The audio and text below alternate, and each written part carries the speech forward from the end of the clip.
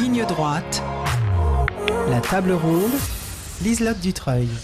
Et tout de suite, il est 8h07, c'est l'heure de votre table ronde. Donc aujourd'hui, je reçois Quentin Auster, qui est le journaliste de Valeurs Actuelles, auteur du palmarès des villes les plus sûres de France, un dossier que vous pouvez retrouver dans leur dernier numéro. Alors entre le drame de Mougins et les nombreux faits divers quotidiens, nous n'avons eu de cesse d'aborder le sujet cette semaine. Plus personne aujourd'hui n'oserait affirmer que l'insécurité n'est qu'un sentiment, à l'heure où chaque Français en fait les frais, directement ou indirectement. De la même façon, ce n'est plus un mystère, ce sont essentiellement les grandes agglomérations qui sont aujourd'hui les plus touchées. Chers auditeurs, vous vous êtes peut-être déjà demandé où partir pour y échapper. S'il existe encore des havres de paix urbains en France, eh bien nous y répondons maintenant avec Quentin Auster. Merci beaucoup d'être parmi nous. Bonjour. Alors peut-être pourriez-vous commencer par présenter donc votre dossier, Quentin Auster. Oui, alors c'est la deuxième édition du classement des villes les plus sûres et les plus dangereuses de France. On s'est basé sur les données de l'INSEE pour sélectionner les 119 communes de plus de 50 000 habitants en France métropolitaine, et Corse incluse. Et on s'est appuyé pour les départager sur les données du ministère de l'Intérieur qui concernent la sécurité et qui concernent l'année 2023, mais qui n'ont été publiées qu'au début de l'été 2024. Sur ces données, on a sélectionné 6 critères d'infractions différentes qui ont lieu sur la voie publique, c'est-à-dire les cambriolages, les vols de voitures, les vols dans les voitures, les agressions en tout genre. Et on y a ajouté le nombre de policiers municipaux par habitant, qui permet d'avantager les communes qui font preuve d'un certain volontarisme en matière de sécurité. Alors vous disiez que c'est les chiffres du ministère de l'Intérieur, donc c'est un argument de poids pour répondre à ceux qui vous diraient que on a toujours tendance à noircir la réalité, que l'insécurité c'est surtout un sentiment. Vous, ces chiffres-là, en fait, ce sont les chiffres officiels. Est-ce que vous pensez que, bien que ce soit les chiffres officiels, il puisse en exister d'autres ? Alors, l'insécurité, par définition, c'est une donnée qui est très difficile à objectiver Mm. quand on n'a pas des données officielles. On parle souvent d'un sentiment. Bon, là, enfin, je pense que tout le monde sait maintenant que c'est une réalité, mais ne serait-ce que pour les données du ministère de l'Intérieur qu'on a pu exploiter, ce ne sont que finalement peut-être la partie émergée de l'iceberg, puisque ce ne sont que les affaires qui ont fait l'objet de plaintes, d'un suivi au niveau judiciaire. Et il y a derrière, en dessous de tout cela, ben, il y a évidemment toutes les infractions, tous les faits de délinquance et de criminalité qui ne sont pas, qui n'ont pas été déclarés. Donc c'est assez difficile à évaluer, mais néanmoins, on a essayé de prendre les éléments infractionnels les plus significatifs Mm.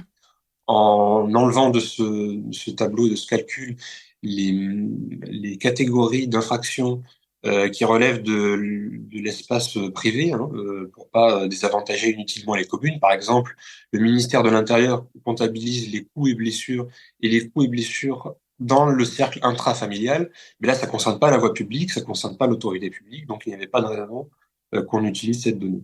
Ouais. Est-ce que vous étiez surpris du résultat que vous avez obtenu ? Pas vraiment, puisque, comme je vous le disais, c'est la deuxième année qu'on fait ce classement et les dynamiques sont plus ou moins les mêmes. On voit dans le podium de tête et le podium, si j'ose dire, de fin de ce classement, que ce sont toujours plus ou moins les mêmes communes. Mm. On peut les citer en premier cette année. Donc, la ville la plus sûre de France, c'est Courbevoie, suivie de Meaux, la ville de Jean-François Copé, Mm. Ajaccio, qui l'année dernière était première.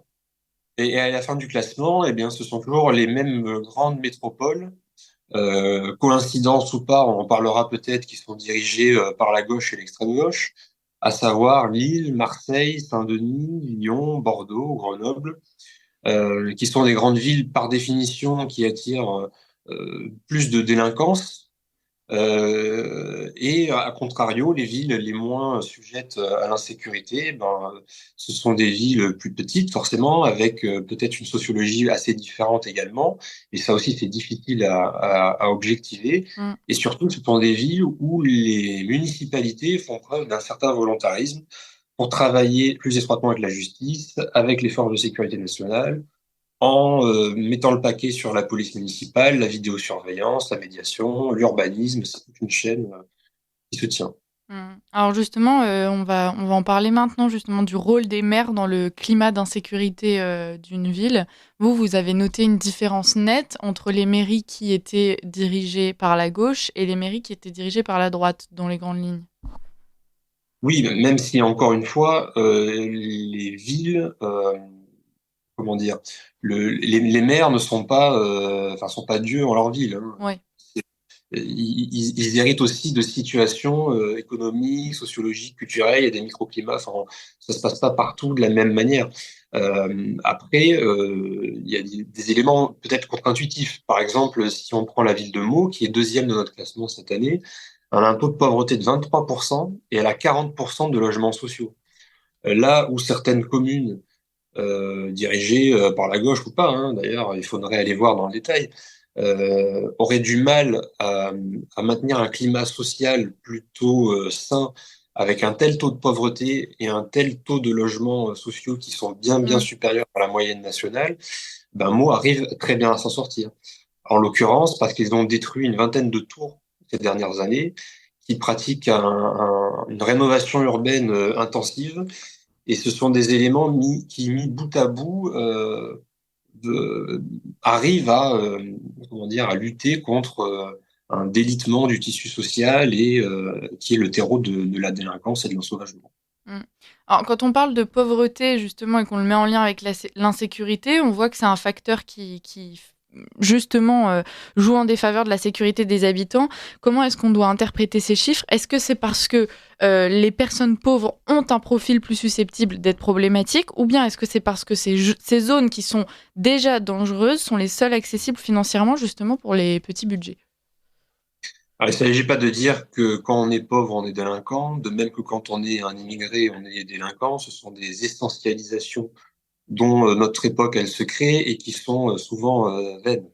Or, il y a quand même une certaine corrélation entre les chiffres de la délinquance et de la pauvreté et les chiffres de la délinquance et de l'immigration. Ouais. Bon, alors, dans notre classement, on a pu évidemment, et alors, même si on l'a pas pris en ligne de compte, mais quand on regarde les résultats, on peut regarder en face de chaque commune quels sont les taux de pauvreté. Meaux, je le disais, qui est deuxième, a un taux 4 ou 5 points supérieur à la moyenne nationale.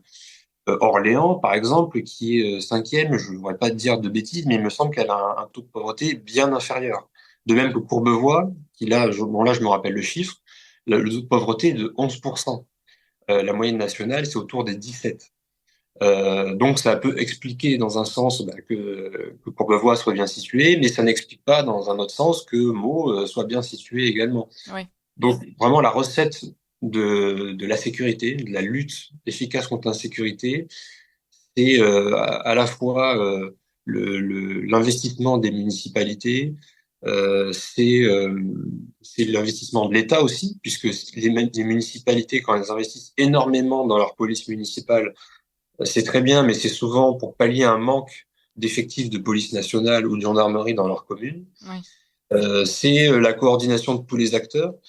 Vous savez, par exemple, moi, j'habite Bordeaux, qui est une ville assez mal connue, enfin connue malheureusement ces dernières années pour sa délinquance des mineurs qui a explosé.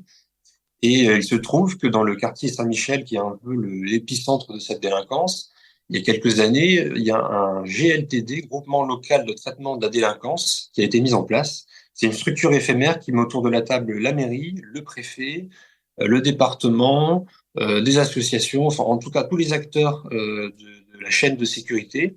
Et grâce à ça, ils ont pu cibler la politique de prévention et de répression de la délinquance des mineurs sur ce quartier précisément. Et c'est une délinquance qui a chuté de manière significative en quelques mois. Donc quand on veut, on peut. Mm. Il suffit pour ça d'avoir un vrai volontarisme et un vrai investissement, une vraie coordination. Et après, sur le long terme, c'est effectivement un travail d'urbanisme, de désenclavement, de déghettoisation des quartiers, etc. Vous parlez des quartiers, justement. Est-ce que votre enquête, elle ne se heurte pas à une limite qui est la suivante, c'est qu'aujourd'hui, l'insécurité, elle change aussi énormément d'un quartier à l'autre, plus que d'une ville à l'autre? Évidemment, et d'ailleurs, ça peut paraître contre-intuitif quand on voit que Courbevoie est la première ville de notre classement, quand on se rappelle que c'est une ville qui a fait l'actualité, tristement, ces dernières semaines, par rapport au viol antisémite d'une jeune fille de 12 Mm. ans. Mais vous voyez, c'est comme on peut reprendre le meurtre du gendarme près de Mandelieu cette semaine. Euh, Vous pouvez avoir des événements qu'on nomme de manière assez euphémistique des faits divers, des événements très tragiques dans certaines communes qui pour autant ne reflètent pas leur niveau de sécurité ou le niveau d'engagement des différentes parties sur place pour lutter contre l'insécurité. Courbevoie, je l'ai dit, a mis en place énormément de choses et qui fait que malgré tout, elle arrive en premier dans notre classement. Et la commune de Mandelieu, ou la commune de Mougins, ou plus précisément à côté de laquelle est décédé ce gendarme, sont connus pour mettre le paquet là aussi sur leur police municipale. Mandelieu, on l'a pas comprise dans notre classement parce que c'est une ville de moins de 50 000 habitants, mais elle met le paquet sur sa police municipale. Elle est armée, il y a de la vidéosurveillance, elle est suréquipée. Le maire est extrêmement volontariste en la matière, mais ça n'empêche pas des drames d'arriver. Et en l'occurrence, ce qui permet que ce genre de drame arrive, comme l'a justement dit la veuve d'Éric Comines, eh bien, c'est les défaillances de l'État, tout simplement, qui, par la faillite de son appareil régalien, a permis, notamment l'appareil judiciaire, qu'un Cap-Verdien multirécidiviste soit encore dans la rue et puisse nuire à la vie des citoyens français. Mm. Est-ce que dans votre enquête, il y a quand même une tendance générale qui se dégage et qui démontre cette hausse de l'insécurité, quel que soit le classement des villes globalement? Alors, les ferments de l'insécurité sont toujours plus ou moins les mêmes, hein. Enfin, on sait de manière au niveau national que l'immigration est une immense source d'insécurité en France. Et c'est peut-être là une des limites du classement que je ne prétends pas, bon, je ne prétends pas d'ailleurs qu'il soit parfait, Mm. puisque d'ailleurs ce sont des critères, on a sélectionné certains critères pour évaluer ces villes, qu'on a pondéré d'une certaine manière arbitraire, Ouais. en accordant des coefficients à chacun de ces différents indicateurs. Donc et en plus c'est une photographie à un instant T. Si vous voulez, c'était sur les données de l'année 2023. Les données de la police municipale, comme elles sont pas complètement consolidées, c'est aussi les données de l'année 2022 et on est en 2024. Donc ce classement a plusieurs limites. Néanmoins, il montre qu'il y a certaines tendances lourdes et on voit que celles qui tirent le mieux leur épingle du jeu sont les villes plutôt moyennes, avec un exécutif de droite, parfois dans la banlieue parisienne, même si on s'y attend pas forcément, avec une sociologie plutôt favorable de classe populaire, enfin de classe de CSP supérieure. Et les villes qui s'en sortent le moins, ben, forcément, ce sont les grandes villes, les métropoles. Elles sont doublement condamnées puisque les métropoles, par définition, attirent plus de foyers de délinquance et de criminalité. Et en plus, elles sont lestées par des exécutifs très laxistes qui ne veulent pas mettre davantage de moyens sur la sécurité municipale parce que par dogmatisme tout simplement et parce que souvent, je parlais de Bordeaux tout à l'heure, le maire de Bordeaux qui est écologiste le répète depuis des années, il considère que la sécurité c'est du ressort de l'État et pas du ressort de la mairie. Il veut pas être un shérif. Alors sur le papier, au niveau de la loi, il a évidemment raison, mais quand l'État est si défaillant sur ses missions régaliennes, rien n'empêche la municipalité de combler cela en mettant davantage de moyens dans la police municipale, dans la prévention, dans tout un tas de politiques locales. Et c'est ce que font avec succès d'autres mairies qui sont moins dogmatiques. Mm. Vous pensez donc qu'il y a quand même un modèle d'action qui pourrait être appliqué à chaque ville malgré les grosses différences qu'il peut y avoir entre elles? Est-ce que, en bref, les villes les moins sûres peuvent s'inspirer des villes les plus sûres et appliquer leur méthode de fonctionnement pour parvenir à renverser la tendance? Oui, l'insécurité n'est pas une fatalité, même dans les grandes villes. On le voit dans le classement, la seule grande ville de plus de 150 000 habitants qui est bien située, elle est 30e dans le classement, c'est Nice. Nice, qui est quand même une grande ville avec une grande métropole très attractive, qui est pas très loin de la frontière italienne où on sait qu'il y a beaucoup de passages de migrants clandestins, ça pourrait être un foyer de délinquance Ouais. pas très fort. Mais Nice n'est pour autant pas Marseille, même si dans certains quartiers, là aussi, au niveau macro, ça peut avoir tendance à dégénérer. Mais Nice, en l'occurrence, le maire Christian Estrosi a mis le paquet sur la police municipale, qui est la quatrième de mémoire de France en termes d'effectifs. Il y a un hôtel des polices qui va mutualiser la police municipale et la police nationale qui va être érigé l'an prochain, si je me trompe pas. La vidéosurveillance, c'est un des précurseurs en France, le maire en la matière. Il a voulu développer la reconnaissance faciale. D'ailleurs, il a été retoqué par la CNIL pour ces sujets-là. Donc, quand une municipalité est proactive, ça marche. Et après aussi, il faut quand même dire que l'État macroniste, qui est particulièrement bienveillant avec Christian Estrosi, qui est devenu ces dernières années lui aussi macroniste, Ouais. accorde beaucoup plus de moyens à Nice de par leur entente politique qu'à d'autres métropoles où l'entente est moins au beau fixe. Mm. Vous parlez de ces villes moyennes qui n'ont pas forcément une sécurité excellente, mais qui peuvent redresser la barre et justement de tous ces moyens qu'on peut mettre en place. Est-ce que ça passe aussi par le fait de réinvestir ces villes et d'oser aller s'y installer justement pour ne pas laisser des quartiers entiers être abandonnés ou bien se métamorphoser d'un point de vue démographique? Ça peut être une solution, effectivement, même si il est de plus en plus difficile de se loger, alors pas forcément dans les villes moyennes, mais dans les plus grandes villes, comme Bordeaux où j'habite, ou les grandes métropoles.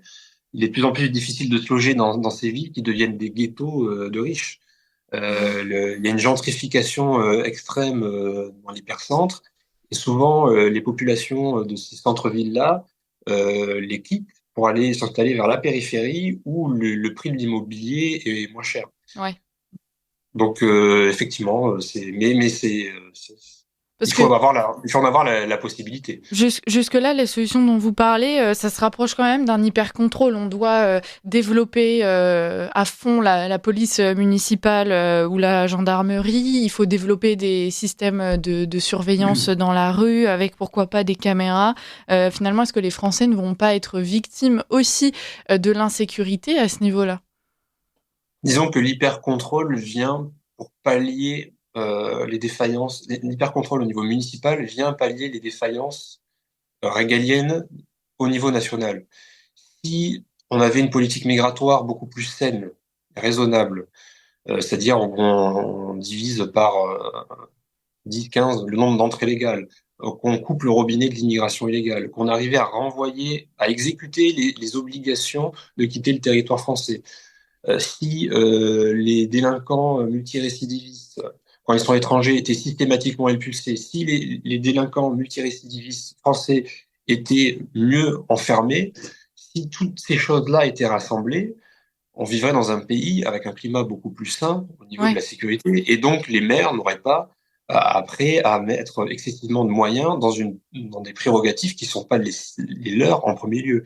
Et ce qui n'empêche pas d'ailleurs, même quand ils sont très volontaristes, d'être exposés à l'insécurité. Je prends aussi dans cette étude l'exemple de Cannes, dont tout le monde connaît le maire David Lisnard, qui est très proactif en la matière. Cannes, c'est la première police municipale de France, et de loin en termes d'effectifs d'agents de police municipale rapporté au nombre d'habitants. Il y a des boutons un peu partout dans la ville sur lesquels on peut appuyer pour signaler une agression. Il y a des caméras. La police municipale intervient systématiquement euh, à la place de la police nationale qui est en sous-effectif depuis de nombreuses années au commissariat de Cannes. Mm. Et pourtant, malgré tout ça, eh ben, Cannes se situe à la 75e place du classement, c'est-à-dire à peu près à la moitié, parce que c'est aussi une ville extrêmement attractive avec le Festival de Cannes, des salons toute l'année, où ça brasse énormément en termes de population, de mouvement de population. Et donc, bah voilà, Ouais. c'est pas sorcier. Si, il y avait 60 policiers nationaux en plus à Cannes, puisque c'est les moyens que réclame David Lisnard à Gérald Darmanin depuis plusieurs mois, Et si le parquet était peut-être plus efficace, et si tous les délinquants qui sont souvent des étrangers dans la rue étaient mieux renvoyés chez eux, on n'aurait pas à s'adonner à cette débauche de moyens municipaux. Ouais. Je laisse la parole à Marie Falicon qui m'a rejoint pour cette table ronde. Quentin Auster, vous avez choisi de vous focaliser sur les villes donc de plus de 50 000 habitants. On en parlait tout à l'heure avec Liselotte. Est-ce que, pour autant, en tant que journaliste Valeurs Actuelles Région, vous avez une vision d'ensemble sur toutes ces régions-là. Est-ce que vous constatez tout de même une présence de l'insécurité dans les petits villages? Ça m'intéresserait de savoir si vous avez pu voir quelque chose, même si c'est pas dans l'étude concrètement, dans les petits villages, dans les villages de moins de 50 000 habitants. Est-ce qu'il y a ce même constat sécurité, insécurité? Est-ce qu'on peut le faire ou est-ce qu'on n'a pas du tout les mêmes données, les mêmes moyens? Alors, ce serait une autre étude à faire et qui serait très intéressante. Et d'ailleurs, je me saisis de l'idée pour peut-être la mettre à exécution. Parce qu'effectivement, dans cette étude, on s'est focalisé sur les grandes villes de plus de 50 000 habitants, ce qui est beaucoup plus facile d'un point de vue technique, tout simplement pour réaliser cette enquête. Mais après, quand on sort de ce cadre-là, effectivement, moi qui travaille avec beaucoup de journalistes en région, dans le cadre de Valeurs Actuelles Région. On a des correspondants un peu partout en France. Et puis moi qui suis quand même un peu l'actualité, évidemment, je vois que l'ensauvagement n'est pas qu'une histoire Ouais. de grandes villes, mais elle gagne de plus en plus les campagnes, notamment par le narcotrafic. Moi, je viens du Lot-et-Garonne et je sais qu'il y a certains villages comme Mézin, Nérac, que vous connaissez peut-être pas, mais qui sont des villes, voilà, il y a peut-être 10 000 habitants, mais il y a peut-être 10 fois moins que ça. C'est des communes qui sont très loin des chefs-lieux de département et qui pour autant connaissent l'insécurité, des cambriolages beaucoup dans la campagne, quoi qu'on en dise. Et puis le deal qui s'installe de manière complètement inattendue à la campagne. Au-delà de ce narcotrafic qui donc effectivement doit accentuer l'insécurité dans les zones rurales, est-ce que ces zones-là sont aussi touchées par la volonté des villes qui, conscientes de l'insécurité qui les ronge, ont la volonté aussi de désengorger tous les centres de problèmes, les quartiers, etc., les rues dans lesquelles il pourrait y avoir des camps d'immigrés, on l'a vu notamment avant les Jeux Olympiques. Oui, vous pensez peut-être à la commune d'Orléans qui a reçu un contingent de SDF En partie. Mm. expulsés de la capitale pour les Jeux Olympiques. Les maires n'ont pas la prérogative de choisir qui arrive sur le sol de leur commune. Et c'est une prérogative qu'ils réclament depuis longtemps. Mais comme il y a ce qu'on appelle le droit opposable au logement, il y a tout un tas de gens qui rentrent dans les critères d'attribution des logements sociaux. Et on force les maires depuis quelques années avec la loi SRU, qui est une loi complètement inique par ailleurs, donc on pourra développer sur d'autres critères, Mm. qui leur impose de recevoir tout un tas de gens, dont des immigrés, bien souvent, qui ne connaissent pas la commune, qui ne sont aucunement intégrés et qui s'installent sur leur commune. Donc c'est très difficile pour eux de désengorger. En fait, ils n'ont pas le pouvoir Ouais. d'expulser des locataires ou même des propriétaires qui seraient délinquants ou qui seraient pas bien intégrés sur leur commune. Donc à mon avis, le débat se pose pas dans ces termes. Ouais. Vous avez parlé du narcotrafic et j'ai trouvé que c'était une donnée vraiment intéressante. Est-ce que, par exemple, il y a effectivement d'autres menaces qui pourraient être prises en compte dans un classement de la sécurité et de l'insécurité? Je pense, par exemple, alors je pense que c'est vraiment plus compliqué. Vous allez me le dire si c'est possible et seulement est-ce que c'est pertinent. Par exemple, les réseaux dangereux, les actes de terrorisme ou alors même les réseaux. Alors là, je pense que c'est vraiment plus dur encore, mais la pédophilie qui va vraiment concerner tout le monde, c'est aussi sur la voie publique. Oui. Est-ce qu'il y a d'autres menaces qui pourraient être prise en compte et vraiment, oui, est-ce pertinent pour votre classement, par exemple? Alors, le service statistique du ministère de l'Intérieur regorge de critères, peut-être plus d'une dizaine. On en a sélectionné que 6 parce que ce sont les plus significatifs en termes de volume, surtout. parce que j'aurais pu effectivement prendre les violences sexuelles, mais souvent elles ont lieu dans le cadre privé. Mm. Et c'est très difficile d'imputer la responsabilité à une commune ou à la puissance publique de choses qui se passent dans le domaine familial, privé. Bien sûr. J'aurais pu aussi prendre les homicides, les tentatives d'homicide, et ce sont des données qui sont comptabilisées uniquement au niveau départemental. Donc, pour avoir les données niveau communal pour chacune des 119 villes qu'on a testées, c'est très compliqué.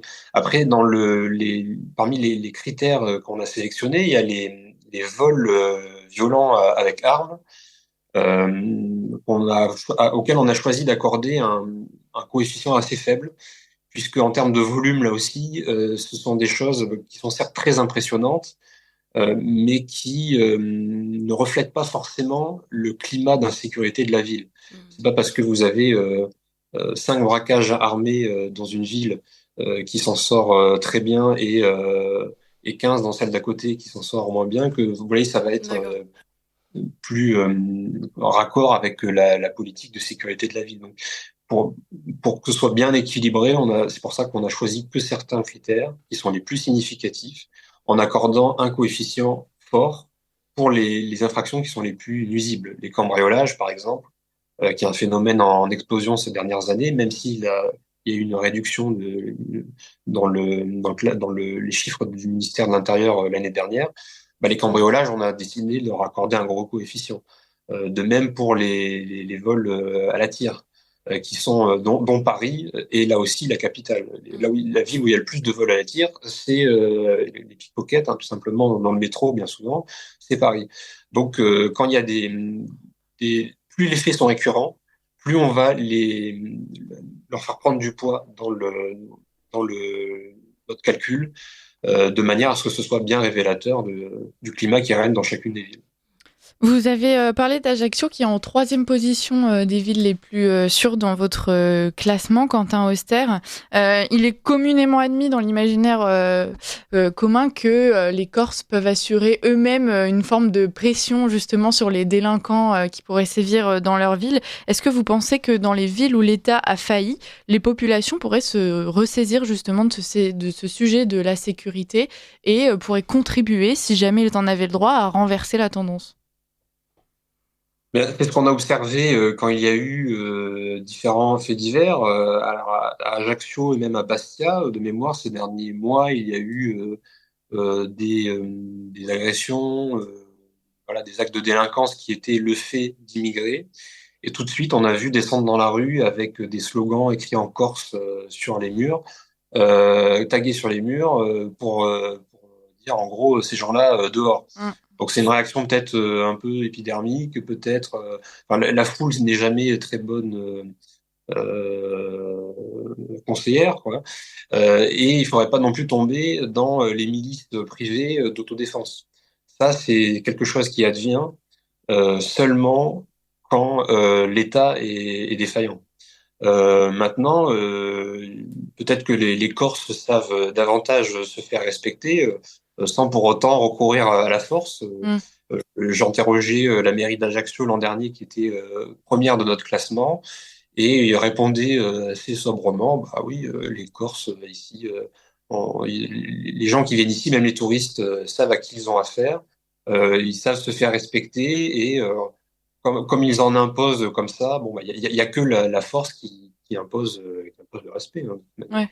Quand vous dites que ça doit être mis en place si jamais l'État est constaté défaillant, vous pensez pas que c'est déjà un peu le cas dans pas mal de villes ?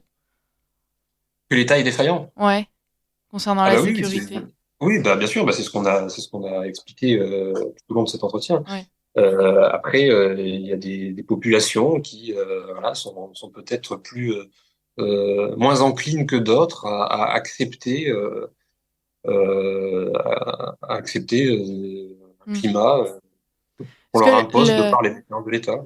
Est-ce que la nuance ne vient pas de l'enracinement justement des habitants dans une ville ? Est-ce qu'essayer de redévelopper un côté communautaire et puis se ressentir justement habitant d'Orléans, habitant de Meaux, comme ça pouvait être le cas à l'époque, et un sentiment qu'on a beaucoup moins maintenant. Est-ce qu'essayer de redévelopper ce sentiment très identitaire et enraciné, ça pourrait être une solution justement pour asseoir une forme de tranquillité, de force tranquille, d'une communauté stable et puis qui se débrouille pour que tout se passe bien. Oui, c'est très juste et je pense que c'est valable tant pour les communautés locales que pour la communauté nationale, comme on dit, puisque on va avoir moins tendance à vouloir nuire à la communauté quand on y est bien intégré, ce qui paraît logique. Là encore, bon bah la délinquance souvent étant le fait d'immigrés qui ne sont ni intégrés ni assimilés. Mm. On peut difficilement espérer d'eux qu'ils ne tombent pas dans une délinquance qui nuit au groupe. Et à Bordeaux, où j'habite, 42% des faits de délinquance l'an dernier étaient le fait, au premier trimestre 2023, étaient le fait de mineurs isolés. Ouais. Mineurs clandestins isolés, hein, ce ne sont pas des mineurs français, ce sont des mineurs qui viennent du Maghreb et qui sont placés souvent sous la coupe de réseaux mafieux pour tout un tas de trafics. Et ce sont des mineurs qui sont absolument pas intégrés. Et quand ils agressent gratuitement des touristes sur les quais de la Garonne, sur le miroir d'eau, un peu partout en ville, c'est parce ils n'ont aucune empathie pour eux et parce qu'ils se sentent pas concitoyens de ces gens-là. Ouais. Donc forcément, ils vont aller plus facilement les agresser et sans avoir de remords derrière. Ouais. Merci beaucoup Quentin Auster pour cet entretien édifiant sur l'état de nos villes et puis l'insécurité qui malheureusement ronge la France. Ça restera le constat général, mais enfin il y a de l'espoir et puis on voit que certaines villes arrivent à faire en sorte de renverser la tendance. Merci beaucoup, puis bon courage parce qu'on imagine le travail que demande ce genre d'enquête.